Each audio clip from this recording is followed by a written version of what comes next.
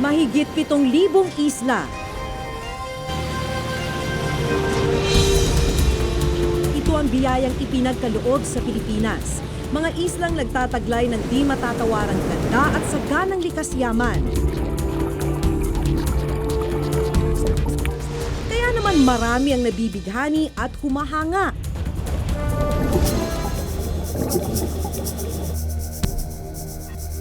Pero marami rin na nagkaka-interes sa mga yamang ito.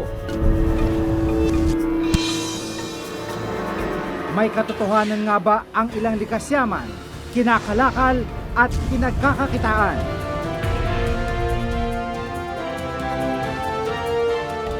Mula sa mga islang nakabibighani, pero mistulang produktong inilalako.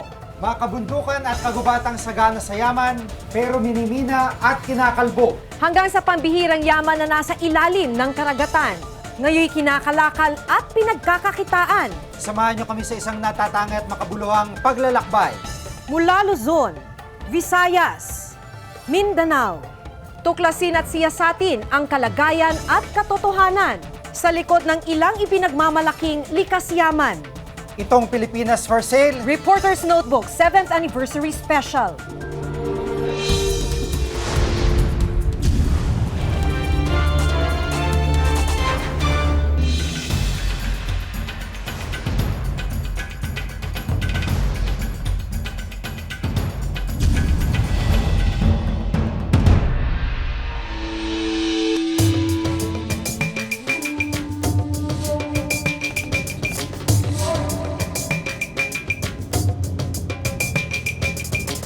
Binansagang the last frontier ang Palawan.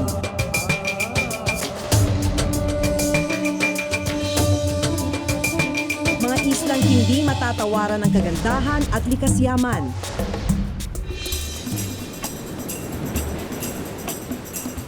Tahanan para sa maraming uri ng hayop at ibon na tanging sa Palawan lang masisilayan.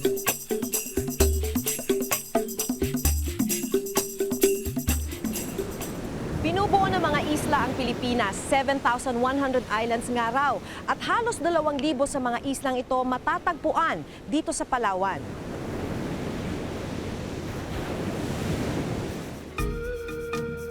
Pinakaiingatan ng 45 isla na masisilayan sa El Nido na nasa loob ng Bakit Bay. Taong 1998, idiniklara ang El Nido bilang protected area. Ibig sabihin, bawal galawin, bawal ibenta, bawal ding bilhin.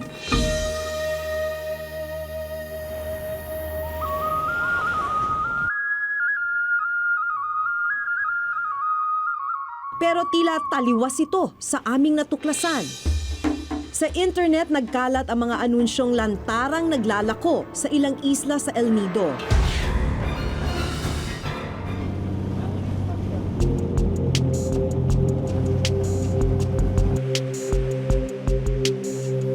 Isa sa mga sinasabing for sale sa El Nido ang Gintungawan o mas kilala sa tawag na Turtle Island.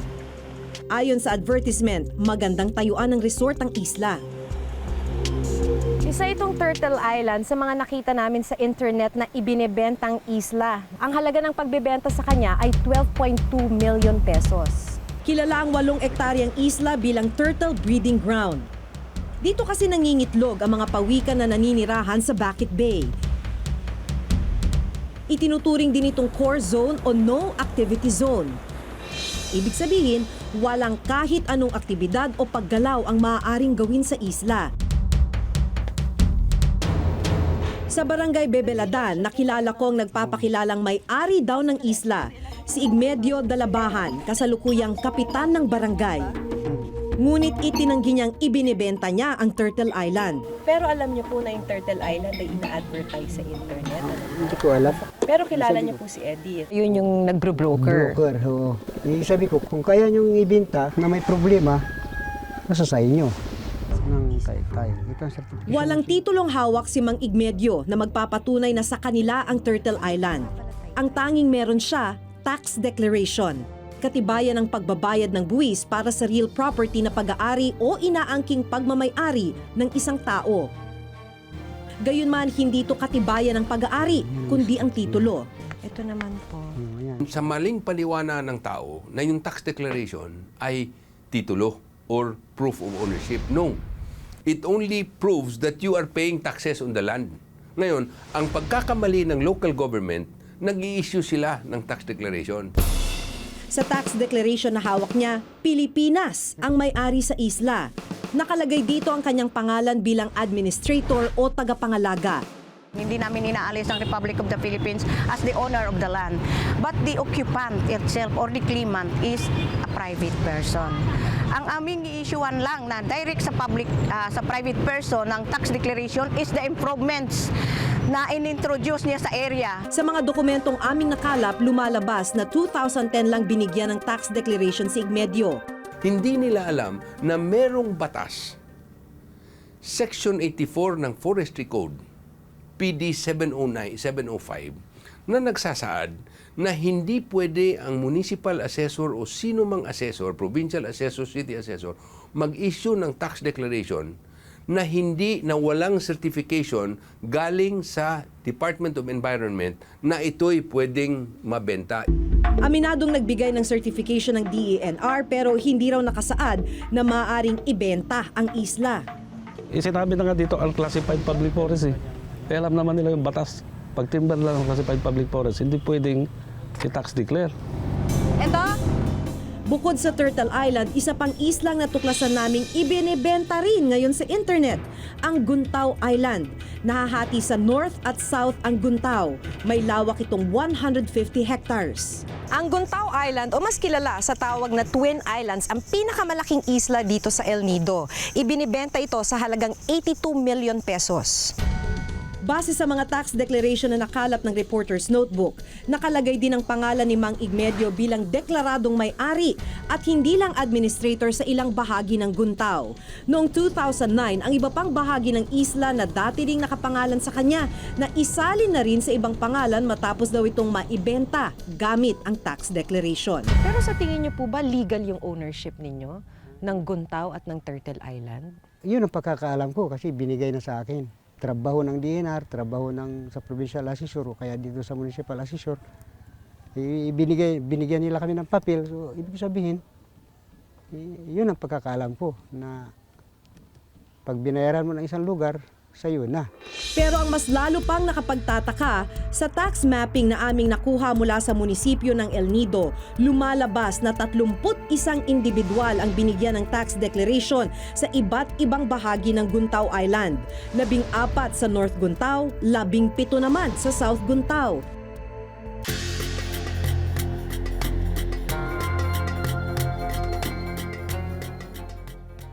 Legally, may karapatan bang bilhin at ibenta itong mga islang ito? Kasi meron kaming Proclamation 219 na 1967, pinagbabawal ang pagbebenta ng mga isla. Ngunit, ika-qualify ko lang kung halimbawa naman yung bentahan ay nangyari prior to 1967 at yung lupang yon ay nadeklara as alienable and disposable prior to 1967, posibleng mangyari yon.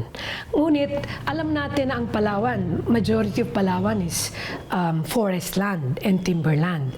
Kaya ang malaking katanungan dyan kung bakit ba umiiral yung ganitong bentahan.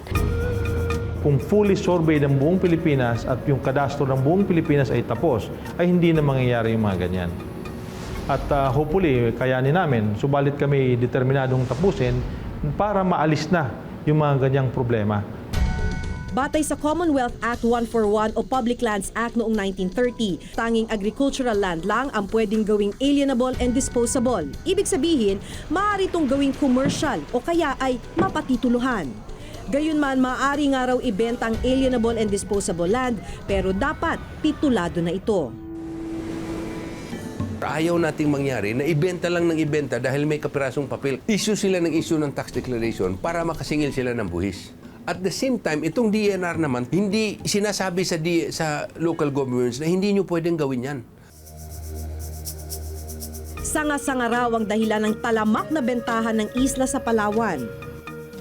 hindi namomonitor, hindi nasusubaybayan ng gobyerno, hindi ito napapangasiwaan ang proseso, and with all due respect, bahagi din ang ilang opisyales sa gobyerno sa problemang ito. Yung local officials primarily must be aware.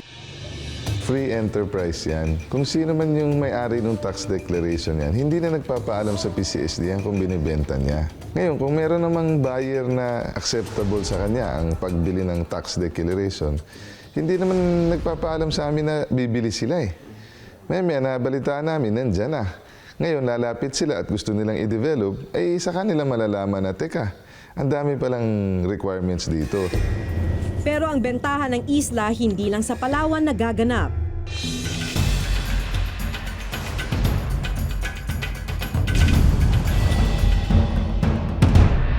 Bukod sa nakabibighaning tanawin, kilala rin ang Bohol sa mayamang kalikasan. Pero maging ang ilang isla rito, hindi rin nakaligtas sa bentahan. Mahigit 2 oras mula sa Tagbilaran City, tinungo namin ang bayan ng Talibon. Dito raw matatagpuan ang ilan sa ibinebentang isla.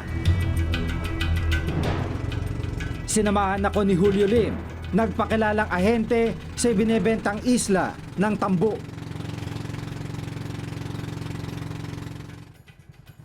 May sukat na 100 hektarya, nagsisilbing bird sanctuary ang Tambo Island. Ito yung Tambo Island, bahagi ito ng Talibon Group of Islands dito sa Bohol. Deklarado ito bilang Protected Seascape at Landscape. Pero sa halagang 280 million pesos, maaari nyong mabili ang islang ito. Pagmamayari umano ng isang Dionisio Verdevera ang Tambo Island. Paano ho na pa sa kanya itong property? Ito, nabili niya yung may matanda nga tao nga walang anak, sabi niya, ibibinta ko na lang yun, walang iridero ko. So nabili sa kanya. Sa halaga magkano po? Hindi ko alam kung magkano ang pagbili niya. Pero ito, tax declaration ito, ang binabayad siya, nagbabayad ng buhis. Dati-rati po ito'y puting buhangin at mga taniman ng bakawan. Pero ngayon, halos kalahati na ng island na ito ay kinonvert ng may-ari bilang fish pond. If somebody buys this property, he can transfer this into title because this is the classification. Fish pond is an agricultural, so that is alienable and disposable.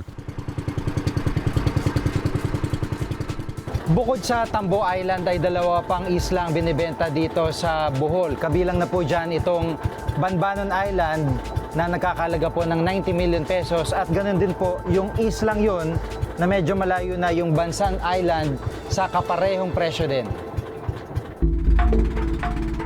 Gayunman, gaya ng mga isla sa Palawan na kabilang sa protected area at marine reserve, ipinagbabawal din ng batas ang ganitong uri ng bentahan.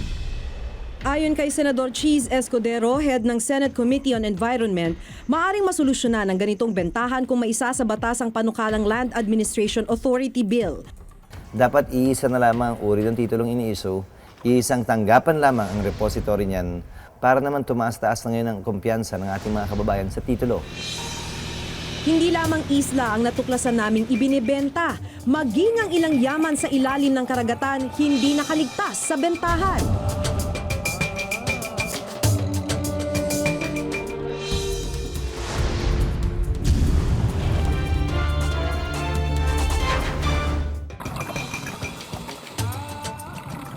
Ilang katibayan pa ang nagpatunay na maaaring natuntun na nga namin ang karagatang pinagkukuhanan ng black corals. Ilang piraso ng maliliit at bata pa umanong black corals ang aming natagpuan.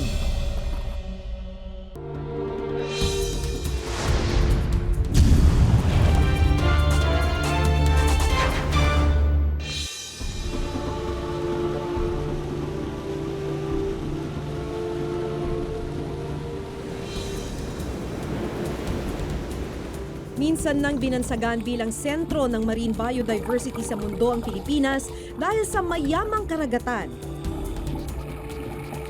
Pero maging ang ilang yaman hindi nakaligtas sa bentahan, nasa ilalim man ito ng karagatan.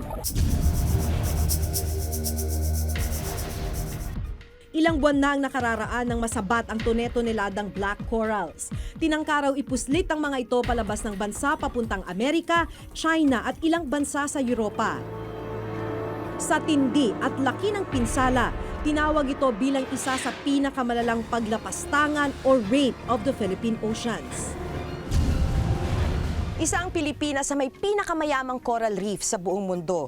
Pero sa 27,000 square kilometers ng ating coral reef, 5% na lang ang nasa magandang kondisyon at 1% na lang ang hindi nagagalaw.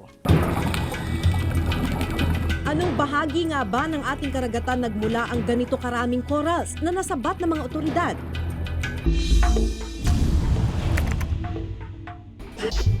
Una naming natuklasan na ginagawang transshipment point o bagsakan ng Cebu ng mga nagnanais magpuslit ng mga coral at iba pang yamang dagat. Banda ron daw Camotes Island. Banda rito naman, Leyte at Bohol. At ang kwento sa atin, ilan lang yan sa mga lugar kung saan nanggagaling ang mga corals at endangered shells na ibinabagsak sa barangay na ito para maibenta. Sa Lapu-Lapu City, nakilala namin si Eman, hindi niya tunay na pangalan. Dekada 80 raw nang magsimula siya bilang supplier o middleman sa bentahan ng coral. Dito may ibinabagsak bang mga black coral? May nakumpiskit din naman ng mga black coral dito tulad ng Black Sepan na galing ng Leyte at saka galing ng Masbate. Itong barangay namin, parang pinakadulo ng Mactan Island. So siyang bagsakan ng mga illegal. Pagkapasa sa inyo? Pagkapasa, titingnan namin kung kaano siya ka-perfect kasi may klase A, klase B at saka klase yan. Ang pinakamahal, black coral? Ang black coral pinakamahal yan. May bumibili ng 300 pesos at saka per kilo. Pesos, no, by piece yan. By piece? Hindi sa sizes. By piece mga ganito? Hindi, yung piece talaga. Yung mismong coral na buo? Opo.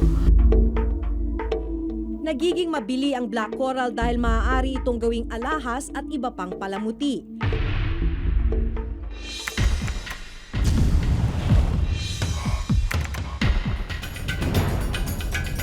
Tumulak kami patungong Zamboanga City. Sa Barangay Mampang, nadatnan naming nakalagak ang mga nasabat na black at ibang endangered corals. Nasa mahigit 1,000 sako ang mga tinangkang ipuslit na coral. There was a confiscation in the year 2005-2008. But the problem was that the perpetrators of these black corals tumatakbo, iniiwan yung product. Dagdag pa ng BIFAR, sa lawak ng coastal areas ng Zamboanga, hindi malayong makalusot nga ang ilang illegal na kargamento. They can dock in the smaller wharf kung saan hindi mahigpit yung mga batas, yung mga law enforcement team natin.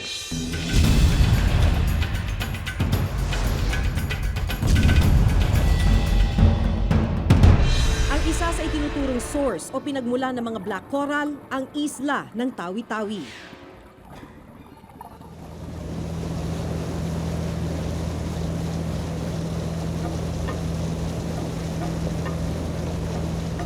Tatlong oras mula sa bayan ng Bonggao, kabisera ng Tawi-Tawi, narating namin ang isla ng Sapa-Sapa.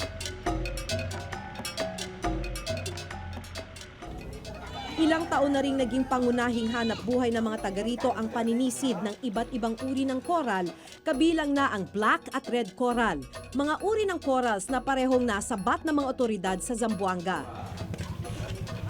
At dahil sa karagatan nagmumula ang pangunahin nilang ikinabubuhay, alam ng mga taga rito kung gaano kayaman ang dagat at kung saan matatagpuan ang mga black corals.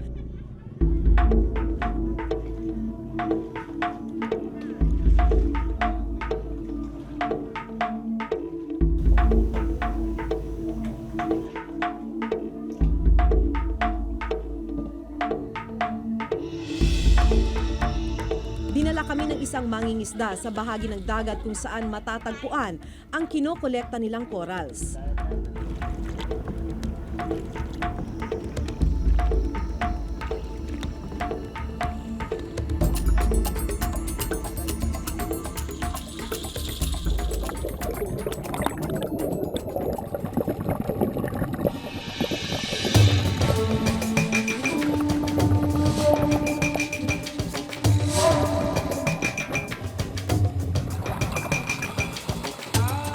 Mamaya pa, ilang katibayan pa ang nagpatunay na maaaring natuntun na nga namin ang karagatang pinagkukuhanan ng black corals. Ilang piraso ng maliliit at bata pa umanong black corals ang aming natagpuan. Sa mas malalim daw na bahagi ng dagat matatagpuan ang malapad at malapamaypay na black coral. Ngunit taliwas sa tawag dito, iba't iba ang kulay nito sa ilalim kung buhay pa ang coral. May berde, pula at dilaw. Katunayan, madalang nga ang itim sa ilalim ng dagat. Kabilang ang mga coral na ito sa listahan ng endangered o nanganganib. Isa rin ito sa pinakamabagal lumaking coral, 1 milimetro kada taon.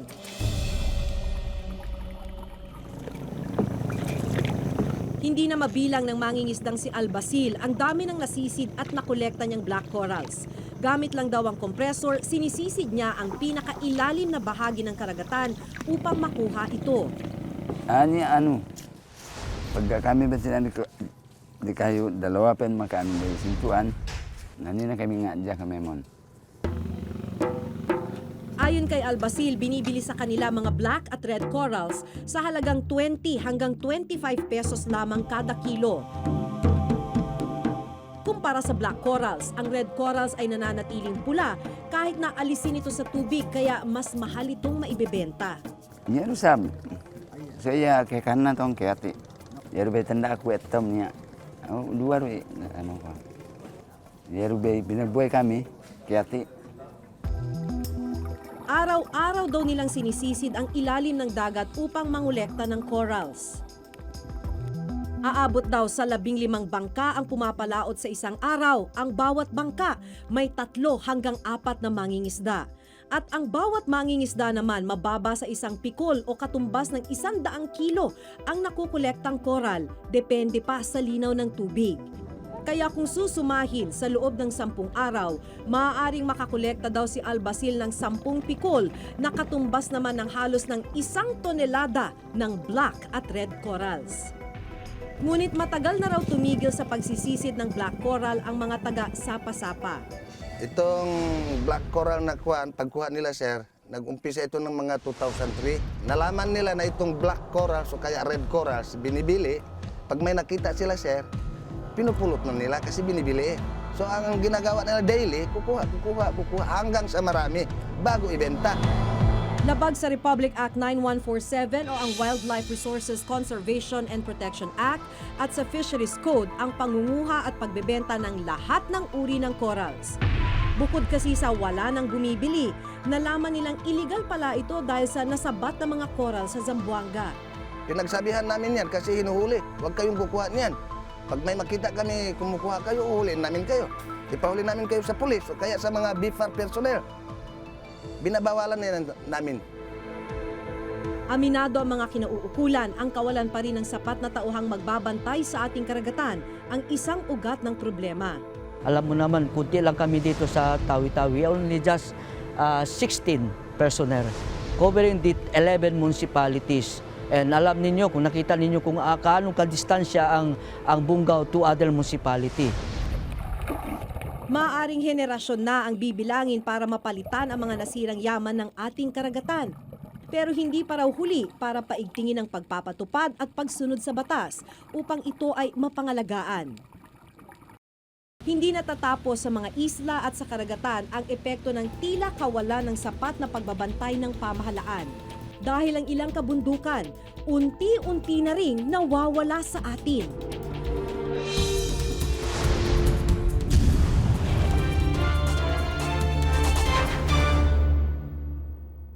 Yung mga bundok na ito ay hinuhukay at yung mga nahuhukay na lupa ay diretso ibinababa dito sa pantalan na kanilang ginawa. Nakakarga sila sa mga dump truck at ina-unload naman dito sa mga barge na nakadaong dito. Tapos ilo-load ulit nila ito papunta doon sa malalaking barko na babiyahin naman papuntang China, Japan at Australia.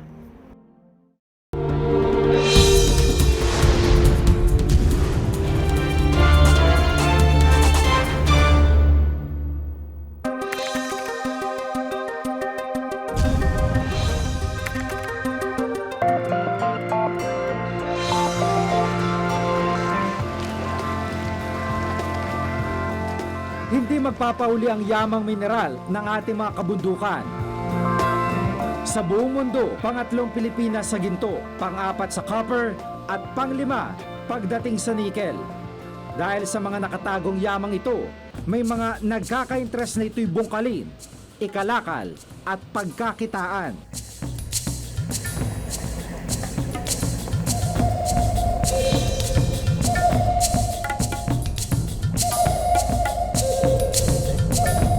Sa aming pagpunta sa Surigao del Norte, mga dump truck at alikabok ang sumalubong sa amin. Nickel ang pangunahing minimina dito na nakukuha mula sa mga iron ore mula sa bundok.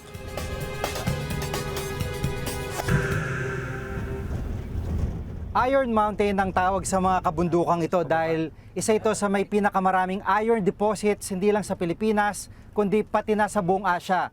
Sa unang tingin, akalain nyo na may nagkakaingin o kayo nagpapausok sa lugar na yon, pero alikabok po yan na umaakyat sa hangin dahil dun sa mga pagmimina doon.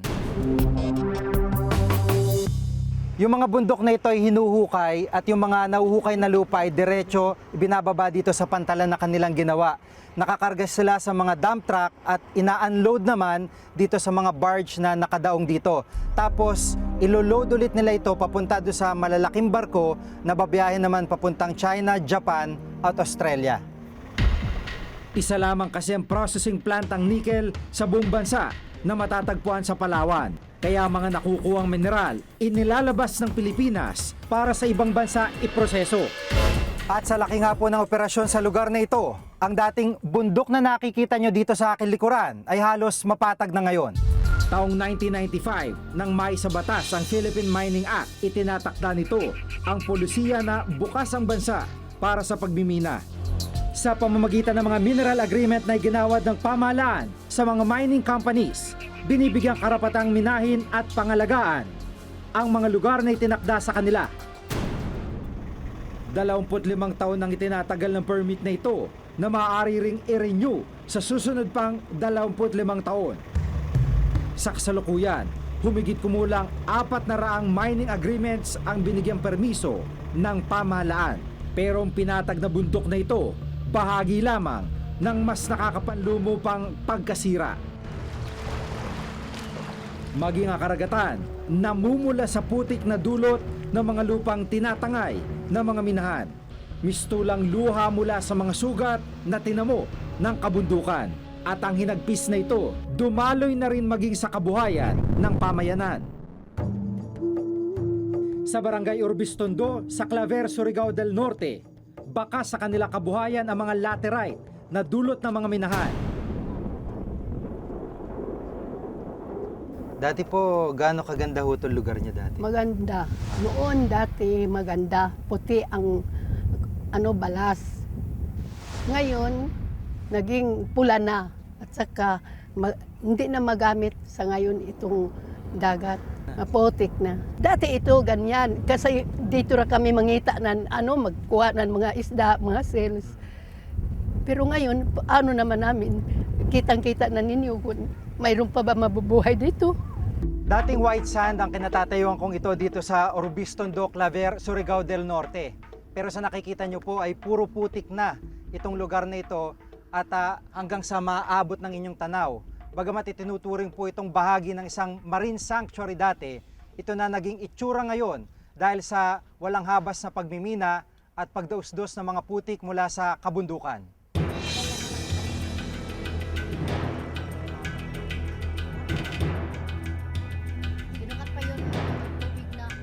Maging ang sapa na nooy paliguan at labahan ng mga katutubo, pininsala na rin daw ng laterite. Malinaw ba ito? Puti? Kung dati malinis yung tubig dito, ngayon wala na. Wala na. Naglalaba ho kayo dati dito? Ganyan. Oo, ganyan lang lalaba. Ganyan, manguha ng isda, mayroon mga kasili, mga musakay yun, mga alimango dito sa sapa. Ngayon wala na. Sa dami ng putik na tumambak sa komunidad na ito ay halos masaraduhan na yung kanal na nagsisilbi nilang outlet papuntang dagat. At kung makikita nyo nga rin ho, yung bunganga ng dagat dito, punong-puno na rin ang putik. para makabawas dito sa pagkakatambak ng laterite o yung putik na nanggagaling sa mga minahan, inuupahan ng may mga minahan yung mga residente dito ng 4 na piso kada sako para hukayin at isako itong mga putik na tumambak sa lugar na ito.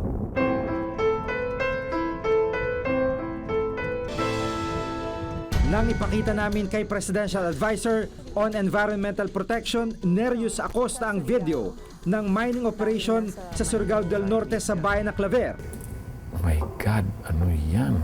If it violates environmental laws, yun lang, Clean Water Act, violation na yan. So masusunod yung environmental law. Kahit hindi lang muna pag-usapan pa yung protected area, pero violation of environmental laws on clean water. Wala na dapat yan. Itigil mo yan o palinisin mo yan. Actually sa ngayon, habang tayo nag-uusap, nagpadala na kami ng investigating team para i-assess kung talagang mayroon ganong damage. Kasi pag tinanong mo ang mina, dinideny nila eh. Pero sa isang banda, mayroon mga tao na nagsasabing meron. Wala, meron. Tingin nyo ba mababalik pa sa normal yung buhay? Hindi na po. Yung mga bata namin, yung mga apo ko, paano na.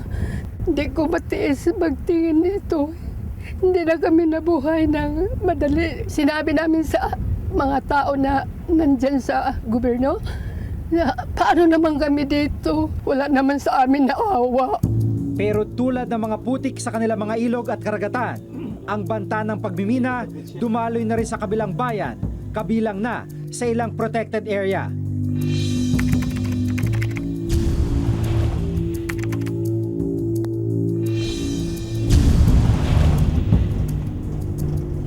Isang kabundukan ng Mount Hilong-Hilong dito sa Surigao del Sur sa natitirang primary forest sa bansa. Kaya naman Mayo ngayong taon, isa ito sa 9 na dineklarang key biodiversity areas sa bansa.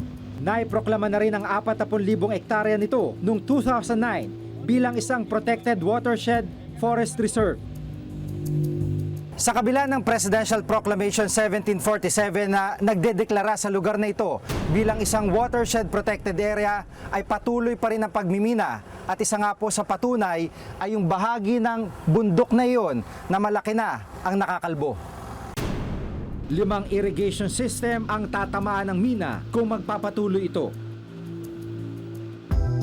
Sa ilalim ng Mining Act, ipinagbabawal minahin ng mga watershed areas gaya ng Mount Hilong-Hilong. Pero bago pa man daw may proklamang protected area ito, naaprubahan na noong 1993 ang mineral agreement ng Mark Ventures Mining Development Corporation. Pero walang permit ang MMDC mula sa lokal na pamahalaan ng Kantilan. Alangan na bibigyan ko sila ng permit na which is nakikita ko naman na yung cost ng pag magmina sila rito ay magkaroon talaga ng damage. Dekada 70 pa umano nang italaga na ng National Water Resource Board ang kanilang watershed area bilang pangunahing pinagkukunan ng inuming tubig at irigasyon sa kanilang mga taniman. Tumangging magpaunlak ng panayam ang MMDC, pero sa sulat na ipinadala nila sa amin, iginit nilang kompleto sila sa lahat ng kailangang primary permit at sumusunod sila sa batas. Ginagawa umano nila ang lahat ng hakbang upang hindi maapektuhan ng mina ang mga watershed area. Git din ng MMDC ang pagtanggap ng mga katutubong manobo sa mina.